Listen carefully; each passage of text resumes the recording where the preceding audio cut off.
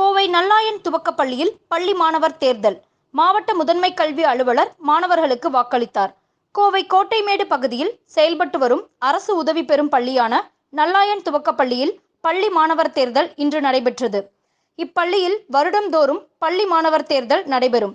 இதில் பள்ளி மாணவர்கள் ஒவ்வொரு பொறுப்பிற்கும் போட்டியிடுவர்.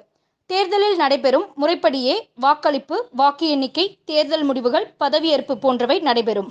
அதன்படி இன்றைய தினம் வாக்களிப்பு நடைபெற்றது. இதற்கென கணினிமயமாக்கப்பட்ட வாக்களிப்பு இடம் அமைக்கப்பட்டு மாணவர்கள் வாக்களித்தனர். இதனை பள்ளி ஆசிரியர்கள் மேற்பார்வையிட்டனர். இந்த வருடம் பள்ளி தலைவர், துணைத் தலைவர், உணவுத் தலைவர், விளையாட்டுத் தலைவர், சுற்றுச்சூழல் தலைவர் ஆகிய பதவிகளுக்கு தலா 3 பேர் போட்டியிடுகின்றனர்.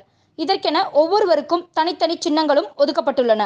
இந்த மாணவர் தேர்தலில் கோவை மாவட்ட முதன்மை கல்வி அலுவலர் புனிதா அந்தோணி அம்மாள் மற்றும் மாவட்ட முதன்மை கல்வி செயல் அதிகாரி சுமதி ஆகியோரும் வாக்களித்தனர். மேலும் மாணவர்களுடனும் இது குறித்து கலந்துரையாடினர். இதனைத் தொடர்ந்து நாளை மறுநாள் தேர்தல் முடிவுகள் அறிவிக்கப்படும். அதன் பிறகு பதவியேற்பு நிகழ்ச்சி நடைபெற உள்ளது.